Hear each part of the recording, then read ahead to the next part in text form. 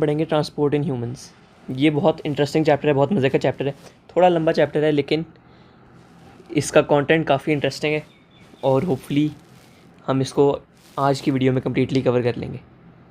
Start कर लेते हैं सर्कुलेटरी सिस्टम से। The circulatory system is the system of blood vessels with a pump and valves to ensure one way flow of blood. Circulatory system के 3 major parts हमने इस definition में पढ़े हैं। पहला ब्लड वेसल्स, दूसरा पंप यानी हार्ट, और तीसरा पार्ट हमने पढ़ा है वॉल्व्स। वॉल्व्स के ऊपर हम बाद में आते हैं, पहले हम डिस्कस कर लेते हैं ब्लड वेसल्स को और पंप को। ब्लड वेसल्स भी कॉमन चीज़ है, सबको पता है, पंप भी, हार्ट सबको पता है।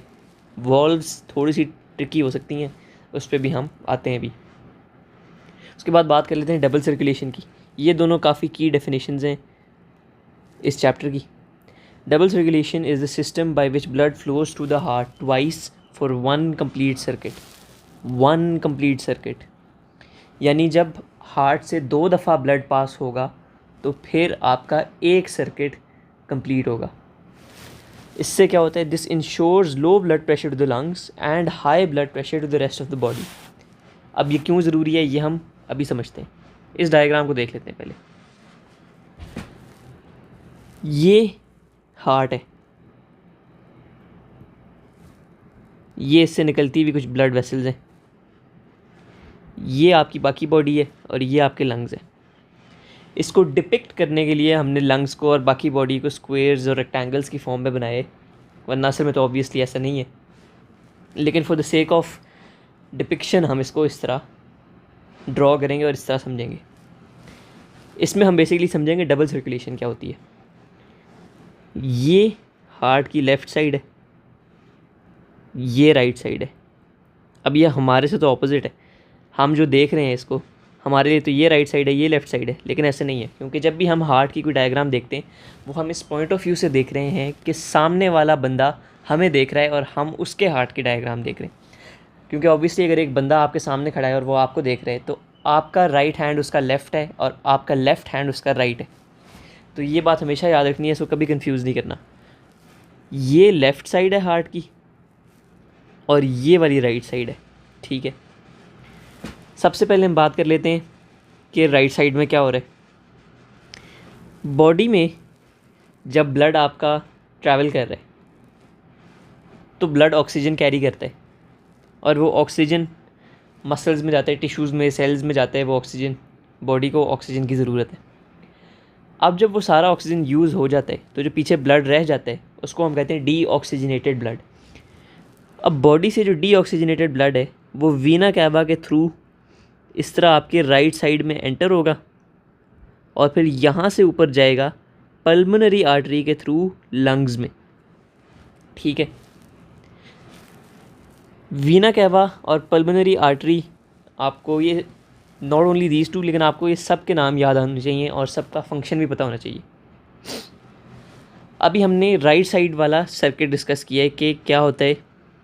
ब्लड आपका डीऑक्सीजनेटेड ब्लड बॉडी से आता है, वीना कैवा के थ्रू आता है, हार्ट के राइट साइड में आता है, पल्मोनरी आर्टरी में जाता है और वहाँ से लंग्स में जाता है। लंग्स में जाके क्या होता है, लंग्स में जाके उसको ऑक्सीजन मिलता है। क्यों? क्योंकि लंग्स जब हम ब्रीद करते हैं, व्हेन वी ब्रीद इन, तो जो एयर हम इनहेल करते हैं उसके अंदर ऑक्सीजन होता है, वो ऑक्सीजन हमारे ब्लड में जाता है और वहाँ से फिर वो बाकी बॉडी में जाता है। इस पार्ट को हम रेस्पिरेशन के चैप्टर में भी पढ़ेंगे, लेकिन अभी हमें बस इतना पता होना चाहिए कि लंग्स में क्यों जा रहे हैं। लंग्स में इसलिए जा रहे हैं क्योंकि लंग्स में ब्लड को ऑक्सीजन मिलता है। डीऑक्सीजनेटेड ब्लड जा रहा है ना, जिसके अंदर ऑक्सीजन नहीं है, तो उसको ऑक्सीजन मिलेगा लंग्स से। अब जब लंग्स में से उसको ऑक्सीजन मिला है तो वो पल्मोनरी वेन के थ्रू आपके हार्ट की लेफ़्ट साइड के अंदर आएगा और लेफ़्ट साइड से निकल के एओर्टा के थ्रू वापस रेस्ट ऑफ द बॉडी में जाएगा। फिर बॉडी में जहाँ जहाँ यूज़ होना होगा हो जाएगा, फिर सारा ऑक्सीजन यूज़ हो जाएगा और जो डीऑक्सीजनेटेड ब्लड रह जाएगा वो वापस उसी सर्किट पे जाएगा। इसको हम डबल सर्कुलेशन कहते हैं कि पहले हार्ट में और लंग्स में गया और फिर हार्ट से बाकी बॉडी में गया, फिर बाकी बॉडी से दोबारा इधर आएगा, फिर ऊपर जाएगा लंग्स में, तो इसको डबल सर्कुलेशन कहते हैं। अब जो प्रेशर वाली बात थी, ये जो ऊपर लिखी है, double circulation ensures low blood pressure to the lungs and high pressure to the rest of the body. ये क्या है, इसको हम यहाँ पे समझ लेते हैं स्ट्रक्चर ऑफ द हार्ट के अंदर। ये याद रखना है, ये है राइट साइड, ये है लेफ़्ट साइड। ये जो बीच में डॉटेड लाइन है इसको कहते हैं सेप्टम। सेप्टम जो है वो हार्ट के दोनों साइड्स को डिवाइड करता है, लेफ़्ट साइड को और राइट साइड को डिवाइड करता है। पहले हम देख लेते हैं राइट साइड। हमें पता चला था वीना कैवा से ब्लड आता है अंदर, वीना कैवा ये बनी हुई है। राइट साइड में वीना कैवा से ब्लड आता है, डीऑक्सीजनेटेड ब्लड। यहाँ पे वो आएगा राइट एट्रियम कहते हैं ऊपर वाले हिस्से को। फिर वो यहाँ से नीचे जाएगा राइट वेंट्रिकल में। फिर राइट वेंट्रिकल से वो पुश होके जाएगा पल्मोनरी आर्टरी के थ्रू लंग्स में, ठीक है। फिर जब वो लंग्स से वापस आएगा तो वो इधर से आएगा पल्मोनरी वेन के अंदर से, ये पल्मोनरी वेन है। लंग्स के बाद वो पल्मोनरी वेन से आएगा। पल्मोनरी वेन से जब वो हार्ट के अंदर आएगा तो लेफ़्ट एट्रियम में आएगा, ऊपर वाली साइड एट्रियम होती है। फिर लेफ़्ट वेंट्रिकल में जाएगा और फिर एओर्टा में जाएगा। एओर्टा का क्या काम है यहाँ से देख लेते हैं। एओर्टा का काम है कि वो हार्ट के लेफ़्ट साइड से पूरी बॉडी में ब्लड सप्लाई कर रही है, ठीक है। अब प्रेशर वाली बात पे आ जाते हैं। डबल सर्कुलेशन ज़रूरी इसीलिए है ताकि लंग्स को लो प्रेशर में ब्लड जाए, बाकी बॉडी को हाई प्रेशर में जाए। अब ये क्यों ज़रूरी है कि बाकी बॉडी में एओर्टा से ब्लड जाने, तो जब पूरी बॉडी में ब्लड जाना है तो वो तो हाई प्रेशर में जाएगा ना, क्योंकि उसकी स्पीड ज़्यादा होनी चाहिए, प्रेशर ज़्यादा होना चाहिए, फिर ही वो हार्ट से निकल के पूरी बॉडी में ट्रैवल कर पाएगा। अगर लो प्रेशर होगा फिर पूरी बॉडी में कैसे ट्रैवल करेगा। और पल्मोनरी आर्टरी जो लंग्स तक लेके जाता है ब्लड, उसका लो प्रेशर होना ज़रूरी है, क्योंकि लंग्स डेलिकेट होते हैं। लंग्स में अगर हाई प्रेशर से ब्लड जाएगा तो लंग्स डैमेज हो सकते हैं, तो इसीलिए वहाँ पे लो प्रेशर में जाना ज़रूरी है। क्योंकि लंग्स तो इतना पूरी बॉडी में जाने के बराबर तो नहीं है ना कि ब्लड को आप लंग्स में भेज दो। पूरी बॉडी में जाने के लिए ज़्यादा प्रेशर चाहिए होगा, ज़्यादा स्पीड चाहिए होगी। लंग्स में जाने के लिए इतना प्रेशर, इतनी स्पीड नहीं चाहिए। लंग्स होते भी डेलिकेट ऑर्गन्स हैं। तो इसको फैसिलिटेट कैसे करते हैं? डबल सर्कुलेशन से। और इनमें फ़र्क क्यों आता है? जब वीना कैवा से डीऑक्सीजनेटेड ब्लड अंदर आ रहा है और फिर वो पल्मोनरी आर्टरी से जा रहे हैं, तो वो होता कैसे है कि पहले आपका ये हिस्सा खुला हुआ है, इसमें ब्लड आएगा, फिर ये कॉन्ट्रैक्ट करके ब्लड को इधर पुश करेगा, फिर ये हिस्सा कॉन्ट्रैक्ट करके ब्लड को इधर पुश करेगा, ठीक है। इधर भी ऐसे ही होता है। जब ब्लड इधर आता है, ये हिस्सा कॉन्ट्रैक्ट करके ब्लड को इधर पुश करता है, फिर ये हिस्सा कॉन्ट्रैक्ट करके ब्लड को बाहर पुश करता है, ठीक है। Contraction and relaxation of the heart muscles की वजह से ब्लड आपकी पूरी बॉडी में ट्रैवल करता है। इसकी वजह से हार्ट बीट की साउंड आती है, इस कॉन्ट्रैक्शन और रिलैक्सेशन की वजह से। वीना कैवा में जब ब्लड आया राइट एट्रियम में, राइट एट्रियम ने कॉन्ट्रैक्ट किया, ब्लड पुश हो गया वेंट्रिकल में, और वेंट्रिकल ने कॉन्ट्रैक्ट किया तो वो पल्मोनरी आर्टरी से लंग्स में चला गया। वेंट्रिकल की जो वॉल होती है और मसल होता है वो इतना पावरफुल और थिक नहीं होता जितना लेफ़्ट वेंट्रिकल का होता है। राइट वेंट्रिकल की वॉल इतनी पावरफुल नहीं होती जितनी लेफ़्ट वेंट्रिकल की होती है। लेफ़्ट वेंट्रिकल की वॉल सबसे ज़्यादा पावरफुल और सबसे ज़्यादा मस्कुलर होती है हार्ट में। इसकी वजह क्या है कि जितनी पावरफुल होगी उतनी ज़ोर से कॉन्ट्रैक्ट करेगी और उतनी ज़ोर से ब्लड को पुश करेगी। अब हमें पता है एओर्टा में ब्लड हाई प्रेशर पे जाना चाहिए क्योंकि पूरी बॉडी तक पहुंचना है ब्लड ने, इसीलिए लेफ़्ट वेंट्रिकल सबसे ज़्यादा स्ट्रॉन्ग होता है। और राइट वेंट्रिकल इसीलिए इतना स्ट्रॉन्ग नहीं होता क्योंकि इसने सिर्फ लंग्स तक भेजना है ब्लड को लो प्रेशर में। तो अगर ये स्ट्रॉन्ग होगा फिर तो लंग्स डैमेज हो जाएंगे क्योंकि हाई प्रेशर में ब्लड चला जाएगा। तो ये बेसिक बात है कि दोनों में प्रेशर का डिफरेंस क्यों आता है। अब एक और बात आ जाती है कि जब ब्लड फॉर एग्जांपल यहाँ पे है और यहाँ पे कॉन्ट्रैक्ट होके ब्लड इधर पुश हो गया, फिर जब ये आपका वेंट्रिकल कॉन्ट्रैक्ट करता है ब्लड इधर क्यों जाता है, इधर क्यों नहीं चला जाता वापस ऊपर? इसका आंसर ये है कि यहाँ पे होती है वॉल्व, यहाँ पे भी ऐसे वॉल्व होती है, यहाँ पे भी ऐसी वॉल्व होती है, ठीक है। इनको कहते हैं एट्रियो वेंट्रिकुलर वॉल्व्स। ये मैं लिख देता हूँ यहाँ पे, एट्रियो वेंट्रिकुलर वॉल्व, क्योंकि ये एट्रिया और वेंट्रिकल्स के बीच में होती है इसलिए, ठीक है। जब ब्लड यहाँ से यहाँ जाता है ना तो ये वाली वॉल्व बंद हो जाती है ताकि ब्लड जब यहाँ पे कॉन्ट्रैक्ट हो तो यहाँ वापस ना आए, यहाँ चला जाए, ठीक है। इधर भी ऐसे ही होता है। जब अभी ये इस डायग्राम में वॉल्व खुली हुई है इसलिए यहाँ पे स्पेस है। अब जब ये ब्लड यहाँ से यहाँ जाएगा और फिर जब ये आपका लेफ़्ट वेंट्रिकल कॉन्ट्रैक्ट होगा तब ये वॉल्व बंद हो जाएगी, एट्रियो वेंट्रिकुलर वॉल्व बंद हो जाएगी ताकि ब्लड वापस इधर ना आए, उधर चला जाए, ठीक है। अब हम आ जाते हैं, ये तो हमने इसका स्ट्रक्चर समझ लिया, एक और दफ़ा इसको रिपीट कर लेते हैं। सबसे पहले डबल सर्कुलेशन में क्या होता है कि आपकी बाकी बॉडी से ब्लड यूज़ होकर आ रहा है, डीऑक्सीजनेटेड ब्लड यूज़ होकर आ रहा है वीना कैवा के थ्रू राइट एट्रियम में, वहाँ से हो जाता है राइट वेंट्रिकल में, ये वाली वॉल्व बंद हो जाती है, फिर ये उसको पुश करके पल्मोनरी आर्टरी में भेजता है, पल्मोनरी आर्टरी से वहाँ पे लंग्स में से जाते हैं वो, लंग्स में से ऑक्सीजन ले के पल्मोनरी वेन के थ्रू वो वापस हार्ट के अंदर आता है, लेफ्ट एट्रियम कॉन्ट्रैक्ट करता है, लेफ्ट वेंट्रिकल में चला जाता है, ये वॉल्व बंद हो जाती है, लेफ्ट वेंट्रिकल जब कॉन्ट्रैक्ट करता है तो ये वापस एओर्टा में चला जाता है और एओर्टा से फिर पूरी बॉडी में जाता है। जब एओर्टा से रेस्ट ऑफ द बॉडी में चला गया ब्लड तो फिर वहाँ से कलेक्ट होके ऑक्सीजन जब सारा यूज़ हो जाता है तो वीना कैवा के थ्रू वापस आ जाता है और फिर वही वाला प्रोसेस सारा रिपीट होता है। ये आपकी डबल सर्कुलेशन है, ये आपका स्ट्रक्चर ऑफ हार्ट है, ठीक है। वॉल्व्स यहाँ पे भी होती हैं, ठीक है। इनको आप कहते हैं सेमी लूनर वॉल्व्स, इनको आप कहेंगे सेमी लूनर वॉल्व्स, ठीक है। ये वाली वॉल्व्स भी यही काम करती हैं, they prevent the backward flow of blood, और वो यहाँ पे और यहाँ पे होती हैं, एओर्टा और पल्मोनरी आर्टरी में होती हैं, ठीक है।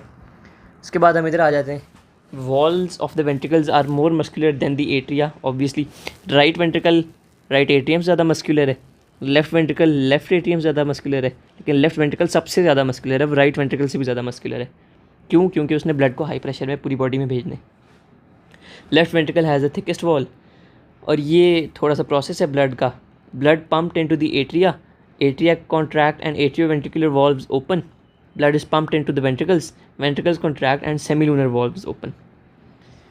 क्या मतलब इसका? वही बात कि पहले एट्रिया में आएगा ब्लड, फिर वो कॉन्ट्रैक्ट करेंगे, वेंट्रिकल में जाएगा, ये वाली एंड एट्रियोवेंट्रिकुलर वॉल्व बंद होगी, फिर वो ये वेंट्रिकल कॉन्ट्रैक्ट करेगा और ब्लड आपका इधर जाएगा, ये वाली वॉल्व खुल जाएगी ताकि ब्लड उधर जा सके, ठीक है। सेमीलूनर वॉल्व खुल जाएगी। ये वाला सेक्शन हमारा इस चैप्टर का कंप्लीट हो गया। नेक्स्ट बात है ब्लड वेसल्स की। हमने जो पहली डेफिनेशन पढ़ी थी उसमें हमने पढ़ा था circulatory system is the system of blood vessels, pump and valves. Pump हमने पढ़ लिया, वॉल्व्स को हमने थोड़ा सा अभी डिस्कस किया है, और अब हम पढ़ेंगे ब्लड वेसल्स। ब्लड वेसल्स आपके सिलेबस में 3 टाइप की हैं, वैसे होती भी 3 टाइप की हैं, आर्टरीज़, कैपिलरीज़ और वेन्स, ठीक है। सबसे पहले आर्टरीज़ की बात करते हैं। आर्टरीज़ क्या होती हैं? आर्टरीज़ वो वाली ब्लड वेसल्स होती हैं जो ब्लड को take blood away from the heart, ठीक है। Arteries take blood away from the heart, ये इनकी डेफिनेशन आप इसको कह सकते हैं कि आर्टरीज़ का काम ये होता है। आर्टरीज़ होती हैं थिक और मस्कुलर, इलास्टिक होती हैं वो, ठीक है। उनका लूमेन नैरो होता है। लूमेन क्या होता है? लूमेन होता है कि जैसे आपकी अगर ये वेन, ये आर्टरी है आपकी, तो आर्टरी की नैरो लूमेन का मतलब है यहाँ ये हिस्सा और ये यहाँ पे मसल है, ठीक है। ये जो ओपनिंग है ना जिसके अंदर ब्लड वाकई ट्रैवल करता है, ये साइड वाला तो मसल है, ये इस ओपनिंग को लूमेन कहते हैं, ठीक है। तो ये लूमेन आपका नैरो होता है आर्टरीज़ के अंदर। तो हमने इसके 4 पॉइंट पढ़े कि ये थिक और मस्कुलर होती है, इलास्टिक होती है, नैरो लूमेन होता है, और ये ब्लड को हार्ट से दूर लेके जाती हैं। थिक एंड मस्कुलर क्यों होती हैं? थिक एंड मस्कुलर इसीलिए होती हैं क्योंकि इन्होंने ब्लड को हाई प्रेशर में लेके जाने, हाई प्रेशर में लेके जाने। जैसे आप ये देखें, aorta, aorta is an artery, ठीक है, और एओर्टा ने तो सबसे ज़्यादा प्रेशर से लेके जाने। पल्मोनरी आर्टरी, ये भी आर्टरी है क्योंकि ये भी ब्लड को हार्ट से दूर लेके जा रही है। वीना कैवा वेन है, पल्मोनरी वेन भी वेन है, ठीक है। आर्टरीज एओर्टा और पल्मोनरी आर्टरी हैं। अब हम आ जाते हैं कैपिलरीज़ पे। कैपिलरीज़ क्या होती हैं? ये बहुत बहुत टाइनी ब्लड वेसल्स होती हैं, सबसे टाइनी ब्लड वेसल्स होती हैं, और ये आर्टरीज़ में से ब्रांच ऑफ करती हैं। जब आप ऑक्सीजन डिलीवर करने के लिए टारगेट ऑर्गन्स या आप अपने मसल सेल्स जहाँ पे आपने ऑक्सीजन डिलीवर करना है वहाँ पे पहुँच जाते हैं तो आपकी कैपिलरीज़ फॉर्म हो जाती हैं। कैपिलरीज़ होती हैं सिंगल सेल वॉल्स, उनके अंदर ब्लड प्रेशर लो होता है, minimal muscle, and they allow exchange of gases and nutrients, ठीक है। बेसिकली जो ऑक्सीजन, कार्बन डाइऑक्साइड वगैरह है। अब होता क्या है कि सिंगल सेल वॉल्स होती हैं तो इससे फ़ायदा क्या होता है कि वो बहुत पतली वॉल्स हैं, तो डिफ्यूजन ऑफ ऑक्सीजन बड़ी आसानी से हो जाएगी, क्योंकि आपने जो आपका सेल है उसको आपने ऑक्सीजन दे देना है, कार्बन डाइऑक्साइड उससे ब्लड ने ले लेना है, ये आपका रेड ब्लड सेल है। तो इसके लिए डिफ्यूजन होना ज़रूरी है, और डिफ्यूजन अगर तभी अच्छी होगी जब आपकी वॉल्स थिन होंगी। प्रेशर लो होता है ब्लड का, क्योंकि लो प्रेशर इसलिए क्योंकि उन्होंने गैसेज एक्सचेंज करनी है ना, तो डिफ्यूजन लो प्रेशर में ज़्यादा अच्छी होगी, क्योंकि हाई प्रेशर में तो स्पीड ज़्यादा होगी, तो उतनी इफेक्टिवली डिफ्यूजन हो नहीं सकती जितनी लो स्पीड लो प्रेशर में हो सकती है। आर्टरी से जब वो ब्रांच ऑफ करके कैपिलरीज बनती हैं तो प्रेशर कम हो चुका होता है, ठीक है। मिनिमल मसल, क्योंकि प्रेशर इतना ज़्यादा नहीं है तो वो क्यों, उनके पास मसल की ज़रूरत नहीं है, उनको ना उनको इलास्टिसिटी की ज़रूरत है। इलास्टिसिटी की आर्टरीज़ को ज़रूरत इसीलिए थी क्योंकि वो प्रेशर ज़्यादा था ब्लड का, तो आर्टरीज़ ने अपनी शेप बरकरार रखनी थी ना, मतलब अपनी सलामती बरकरार रखनी थी कि कहीं हाई प्रेशर की वजह से वो डैमेज ना हो जाए। लेकिन कैपिलरीज में तो लो प्रेशर है, तो minimal muscle and they allow exchange of gases. तीसरी आ जाती हैं वेन्स। वेन्स होती हैं जो ब्लड को हार्ट के अंदर लेके आएँ, जैसे कहते हैं वे इन्स, क्योंकि ये हार्ट के अंदर ब्लड लेके आती हैं। ठीक है, ये वैसे ही मैंने इसको इस तरह याद किया था जब मैंने ये पढ़ा था पहली दफ़ा चैप्टर। अब हार्ट के अंदर ये ब्लड लेके आ रही हैं, तो जब सारा ऑक्सीजन यूज़ हो चुका है ब्लड का और डीऑक्सीजनेट हो गया है ब्लड, तो उसका प्रेशर बड़ा कम होता है। ठीक है, लो प्रेशर होता है उसका। तो उसमें क्या होता है कि वेन्स बहुत थिन होती हैं। थिन क्यों होती है, मस्कुलर इलास्टिक क्यों नहीं होती, क्योंकि ब्लड प्रेशर कम है, इनको ज़रूरत ही नहीं है मसल और इलास्टिसिटी की। ठीक है, थिन होती हैं, no muscle no elasticity. They have valves and blood is carry to the heart. Valves, ठीक है, वॉल्व्स इसमें क्यों होती हैं। इमेजिन करें कि ये एक वेन है और इसमें ब्लड की डायरेक्शन है ये, इस तरह ब्लड जा रहा है। ठीक है, अब क्या होगा कि इधर वेन वॉल्व होगी इस एरिया में। ठीक है, क्यों होगी, क्योंकि जब ऐसे यहाँ से ब्लड जाएगा तो ये क्लोज़ हो जाए ताकि आपका ब्लड बैकवर्ड्स ना फ्लो करे। ठीक है, ऑपोजिट डायरेक्शन में ना फ्लो करे। वही रीज़न है इसका जो इधर था वॉल्व्स का, to prevent that the blood does not flow backwards, जिधर से आया वहीं वापस ना चल जाए। अब लो प्रेशर में ब्लड है तो फिर ऑब्वियसली अगर वो लो प्रेशर में है तो जब वो इस डायरेक्शन में जा रहा है तो वो थोड़ा सा इस डायरेक्शन में भी आ ही सकता है। और जब वेन्स ऐसे ऊपर जा रही हैं, आपके पैर में जो वेन्स हैं उन्होंने भी तो ब्लड ऊपर लेके आना है ना हार्ट तक। अब वो ऊपर लेके आएंगे तो वेन में तो ब्लड का बहुत कम प्रेशर है, तो वो तो ऐसे ऊपर से नीचे गिरने लग जाएगा। तो इसीलिए वॉल्व्स होती हैं ताकि बैकवर्ड फ्लो ऑफ ब्लड ना हो सके। ठीक है, ये हमने 3 ब्लड वेसल्स पढ़ ली अपनी। फिर हम आ जाते हैं ब्लड वेसल्स ऑफ ऑर्गन्स। ये आपको पता होना चाहिए कि किडनी, जैसे सबसे पहले किडनी की बात कर लेते हैं। किडनी से रिलेटेड है renal artery and renal vein. Renal artery का क्या काम होगा, रीनल आर्टरी का काम होगा कि वो हार्ट से निकल के ऑक्सीजनेटेड ब्लड दे किडनीज़ को, और रीनल वेन का काम होगा कि वो किडनीज़ वाला डीऑक्सीजनेटेड ब्लड वापस हार्ट के पास लेके जाए। क्योंकि आर्टरी होती है जो हार्ट से दूर लेके जाए, वेन होती है जो हार्ट के अंदर ब्लड लेके आए। ठीक है, अब ऑब्वियसली हर ऑर्गन के पास भी आर्टरी और वेन होगी, क्योंकि उन्होंने भी तो हार्ट से ही ब्लड लेना है और हार्ट को वापस ब्लड देना है, जो हमने यहाँ पे पढ़ा था रेस्ट ऑफ द बॉडी वाले पार्ट में। यहाँ पे किडनीज़ भी होंगी, लंग्स भी होंगे, लंग्स तो खैर ऊपर है, किडनीज़ भी होंगी, लिवर भी होगा, बाकी भी आपकी ऑर्गन्स होंगे। तो उनको भी आर्टरीज़ और वेन्स चाहिए ना, उसी में हम बात कर रहे हैं किडनीज़ की। रीनल आर्टरी और रीनल वेन।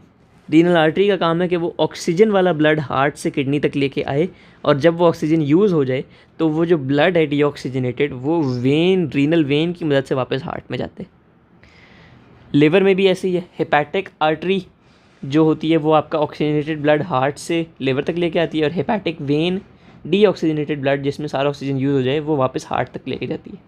लेकिन लिवर की एक तीसरी भी होती है, hepatic portal vein. Hepatic portal vein भी आप वो ह्यूमन न्यूट्रिशन वाले चैप्टर में भी पढ़ेंगे। इसका काम होता है स्टमक से लिवर तक लेके जाना न्यूट्रिएंट रिच ब्लड को। ठीक है, क्योंकि आपने खाना खाया होता है तो उससे जो न्यूट्रिएंट्स मिले होते हैं वो जो आपकी हेपेटिक पोर्टल वेन है वो न्यूट्रिशन वाला ब्लड, न्यूट्रिएंट्स वाला ब्लड आपका हेपेटिक पोर्टल वेन के थ्रू स्टमक से लिवर में जाता है। ठीक है, लेकिन सर्कुलेशन, ब्लड सर्कुलेशन की अगर हम बात करें, हार्ट की बात करें, तो हम इन दोनों पे फोकस करेंगे, लेकिन ये तीसरी भी आपको पता होनी चाहिए, hepatic artery, hepatic when, hepatic portal vein. ठीक है, कंफ्यूज नहीं करना है इनको आपस में। एक दफ़ा फिर देख लेते हैं। हेपेटिक आर्टरी होती है जिसमें ब्लड जिसके अंदर ऑक्सीजन हो वो हार्ट से लिवर तक आए। हेपेटिक वेन होती है कि जब लिवर ने ब्लड यूज़ कर लिया और उसमें ऑक्सीजन ख़त्म हो गया तो वो ब्लड वापस हार्ट में जाए। और हेपेटिक पोर्टल वेन होती है जो स्टमक से लिवर तक होती है, जिसके अंदर न्यूट्रिएंट रिच ब्लड आता है। ठीक है, अब वो क्यों आता है वो हम न्यूट्रिशन वाले चैप्टर में पढ़ेंगे, ह्यूमन न्यूट्रिशन में। लंग्स की बात कर लेते हैं। लंग्स में भी तो ब्लड जा रहा है और ब्लड आ रहा है ना, ये तो हमने इधर ही पढ़ी है। Pulmonary artery, pulmonary vein. Pulmonary artery होती है जो हार्ट से डीऑक्सीजनेटेड ब्लड इधर लेके आए। पल्मोनरी वेन होती है जो लंग्स से ब्लड ऑक्सीजनेट हो चुका है उसको इधर लेके आए। ठीक है, अब हार्ट की भी वेन्स और आर्टरीज हैं। वीना कैवा, एओर्टा हार्ट से एसोसिएटेड है। वीना कैवा वो है जो सारी बॉडी से यूज़ हुआ हुआ ब्लड लेके आती है हार्ट के पास, जहाँ से फिर वो लंग्स में जाके ऑक्सीजनेट होते हैं। और एओर्टा वो आर्टरी है जो आपकी ऑक्सीजनेटेड ब्लड पूरी बॉडी तक सेंड कर रही है, ठीक है। और इसके अलावा आपके पास दो और भी हैं, पल्मोनरी वेन और पल्मोनरी आर्टरी भी है। पल्मोनरी आर्टरी भी वो आर्टरी है जो डीऑक्सीजनेटेड ब्लड लंग्स तक भेज रही है, और पल्मोनरी वेन वो वेन है जो ऑक्सीजनेटेड ब्लड लंग्स से वापस ला रही है ताकि वो पूरी बॉडी में भेजा जा सके। और कोरोनरी आर्टरीज़ क्या हैं, ये बड़ी इंटरेस्टिंग चीज़ है। कोरोनरी आर्टरीज़ जो है ना, वो आपके हार्ट के ऊपर, हार्ट के अंदर नहीं, हार्ट के ऊपर ऐसे आर्टरीज़ ब्रांच हुई हुई होती हैं, ठीक है। इनका काम क्या होता है? अब देखें, हार्ट भी मसल है, हार्ट को भी खून चाहिए। वैसे तो हार्ट का काम है ब्लड पंप करना, लेकिन पंप करने के लिए हार्ट के मसल्स को काम करना पड़ता है। हार्ट के मसल्स कोई अनोखी चीज़ के तो नहीं ना बने हुए, वो भी उसी के बने हुए हैं जो बाकी बॉडी जिस तरह बनी है। उनको भी ब्लड चाहिए, उनको भी ऑक्सीजन चाहिए काम करने के लिए। अब हार्ट तक ऑक्सीजन पहुँचाने का काम है कोरोनरी आर्टरीज़ का। कोरोनरी आर्टरीज़ हार्ट को ब्लड देंगी तो वो हार्ट के मसल्स में ऑक्सीजन आएगा और उनके पास इतनी एनर्जी आएगी कि वो पंप करें ब्लड को बाकी बॉडी में, ठीक है। अब हम एक डिज़ीज़ के बारे में पढ़ लेते हैं, coronary heart disease. Coronary heart disease में क्या होता है कि the coronary arteries are blocked and blood flow to the heart muscle is reduced. This hinders the ability of the heart to pump blood effectively. वही बात coronary arteries के बारे में। कोरोनरी आर्टरीज़ में जब ब्लॉकेज हो जाए ना, तो कोरोनरी हार्ट डिजीज़ होते हैं। जैसे कहते हैं ना कि उसके दिल में ब्लॉकेज हो गई है या उसकी सर्जरी हुई है दिल की वजह से, तो कोरोनरी हार्ट डिजीज़ में ये सब होता है कि आपकी जो कोरोनरी आर्टरी होती है वो ब्लॉक हो जाती है फ़ैट की वजह से या किसी वजह से। तो जब वो ब्लॉक हो जाएगी तो क्या होगा, हार्ट के मसल्स के पास ब्लड उतना नहीं आएगा जितना हार्ट के मसल्स को काम करने के लिए चाहिए। उससे क्या होगा कि हार्ट की इफ़ेक्टिवनेस कम हो जाएगी।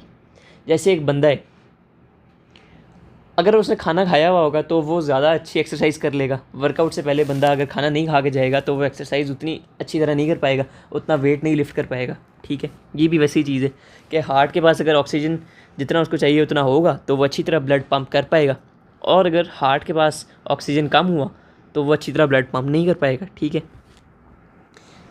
Coronary arteries are blocked and blood flow to the heart muscles is reduced. This hinders the ability of the heart to pump blood effectively. It can be caused by, ये इसके थोड़े risk factors हैं, smoking, high fat diet, genetics, sedentary lifestyle, age, stress, इन सब से हो सकता है, ठीक है। स्मोकिंग से भी होगा, हाई फैट डाइट से भी हो सकता है, बाहर का जंक फूड, या वैसे ही आपकी घर की भी डाइट आपकी बहुत ख़राब है तो उससे भी हो सकता है। जेनेटिक्स से भी आप इनहेरिट कर सकते हैं। सेडेंटरी लाइफस्टाइल यानी कि कोई एक्सरसाइज नहीं है, बस फारिग बैठे रहते हैं पूरा दिन, फिर भी होगा। एज ज़्यादा होने के साथ भी इसका रिस्क बढ़ जाता है, स्ट्रेस लेने से भी इसका रिस्क बढ़ जाता है, ठीक है। अब इसके कॉन्सिक्वेंस क्या हैं, खुद आप इस बात पर गौर करें कि अगर हार्ट को ऑक्सीजन नहीं मिलेगा इनफ क्वांटिटी में तो हार्ट, जैसे हमने डिस्कस किया, अच्छी तरह ब्लड नहीं पंप कर पाएगा।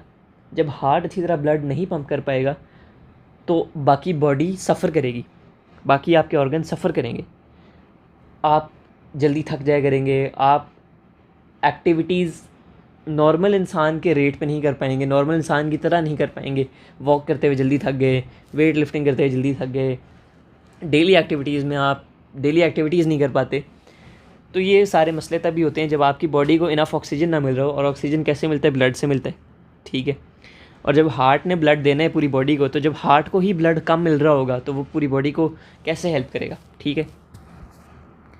उसके बाद हम ब्लड कॉम्पोजिशन पे आ जाते हैं कि ब्लड में असल में होता क्या है। ब्लड में होते हैं red blood sales, platelets, white blood cells और प्लाज्मा। ये चार चीज़ें हम डिस्कस करेंगे। सबसे पहले बात कर लेते हैं रेड ब्लड सेल्स की।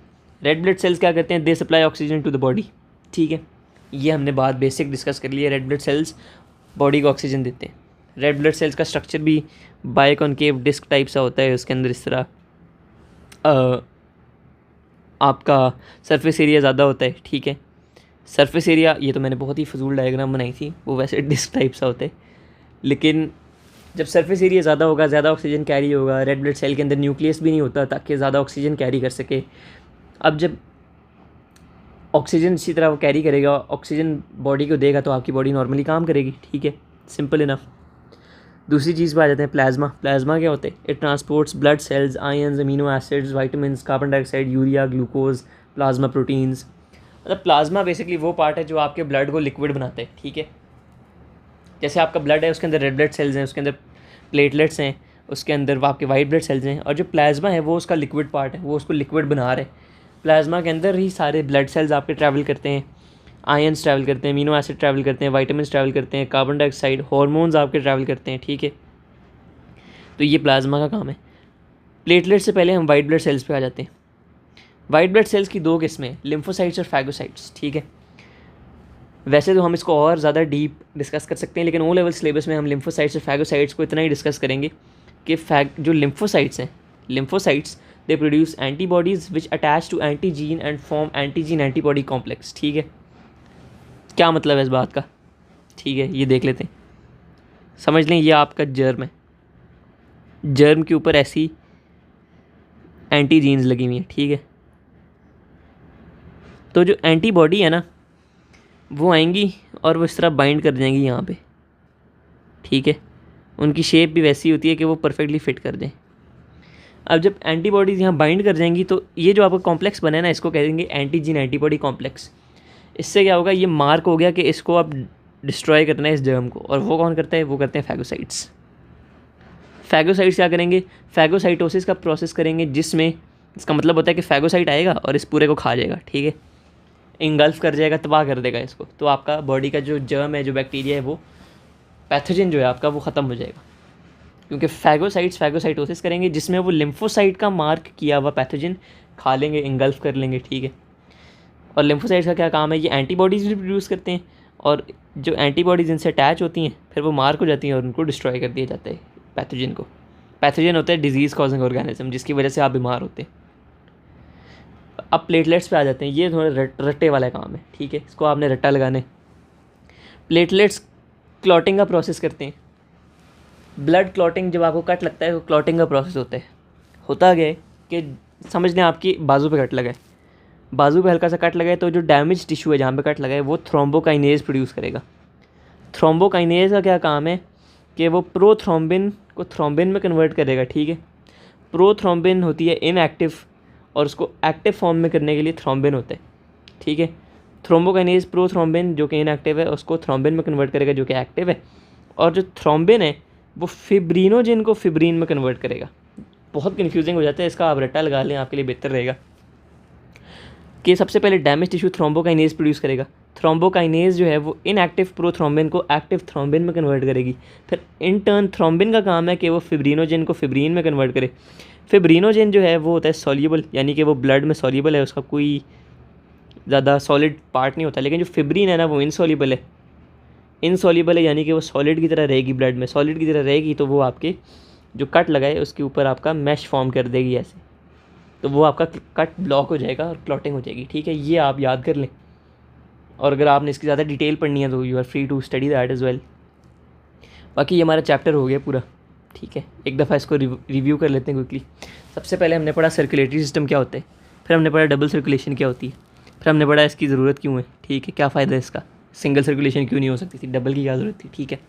फिर हमने डबल सर्कुलेशन से रिलेटेड एक डायग्राम पढ़ी। फिर उसके बाद हमने स्ट्रक्चर ऑफ हार्ट पढ़ लिया, काफ़ी इंपॉर्टेंट। इसमें सारी हमने ब्लड वेसल्स का काम और उनका नाम और उनकी वजह और उनकी फंक्शंस और वॉल्स हमने पढ़ ली। लेफ्ट वेंट्रिकल का पढ़ लिया, सेप्टम का पढ़ लिया, हमने ये पता लगा लिया इसकी वॉल ज़्यादा मस्कुलर है, और बाकी इस तरह की चीज़ें हमने पढ़ ली। ये सारा प्रोसेस हमने पढ़ लिया। उसके बाद ब्लड वेसल्स में हमने आर्टरीज़, कैपिलरीज़, वेंस पढ़ ली। फिर उसके बाद हमने किडनीज़ के बारे में पढ़ लिया कि उसमें कौन कौन सी ब्लड वेसल्स हैं, लिवर के बारे में पढ़ लिया, लंग्स के बारे में पढ़ लिया, हार्ट के बारे में पढ़ लिया, कोरोनरी आर्टरीज़ के बारे में पढ़ लिया, फिर कोरोनरी हार्ट डिजीज़ के बारे में पढ़ लिया, उसके फैक्टर्स पढ़ लिए, उसके कॉन्सिक्वेंसेस पढ़ लिए। फिर उसके बाद हम ब्लड कॉम्पोजिशन पे आए, जिसमें हमने red blood sales, platelets, white blood cells, plasma पढ़ लिया। Red blood sales oxygen carry करते हैं, वाइट ब्लड सेल्स आपके इम्यूनिटी देते हैं, पैथोजन से लड़ते हैं। इसमें जो आपके लिम्फोसाइट्स होते हैं वो एंटीबॉडीज़ बना के एंटीजीन पे अटैच होते हैं, और जो फैगोसाइट्स होते हैं वो उस एंटीजीन एंटीबॉडी को इनगल्फ करते हैं, ठीक है। प्लाज्मा आपका लिक्विड पार्ट है, इसमें सारे white blood cells, red blood sales, platelets travel करते हैं, और प्लेटलेट्स जो है वो आपकी क्लॉटिंग करते हैं, ठीक है। ये भी हमने सारा पढ़ लिया। उसके अलावा इस चैप्टर में ये है कि आप अपनी हार्ट बीट को मेजर कैसे कर सकते हैं, उसके लिए कुछ तरीके हैं। जैसे पल्स चेक करते हैं, जो काफ़ी आपने देखा होगा बहुत दफ़ा कि पल्स चेक करते हैं, अपनी उंगली रख के रिस्ट पे या गर्दन पे उंगली रख के चेक करते हैं कि पल्स रेट क्या है, हार्ट बीट रेट क्या है। ईसीजी से चेक करते हैं, इलेक्ट्रोकार्डियोग्राम से चेक करते हैं। उसमें क्या होता है कि एक ग्राफ सा होता है, उसके अंदर वो नज़र आता है कि आपकी हार्ट बीट कितनी है, ठीक है, और हार्ट रेट आपका कितना है, इससे ये पता चलता है। बाकी इसके हमने सारी चीज़ें कवर कर रही हैं, और हमारा ये chapter around half an hour में हो गया, बल्कि एग्जैक्टली 30 मिनट्स में हमारा ये चैप्टर कंप्लीट हो गया।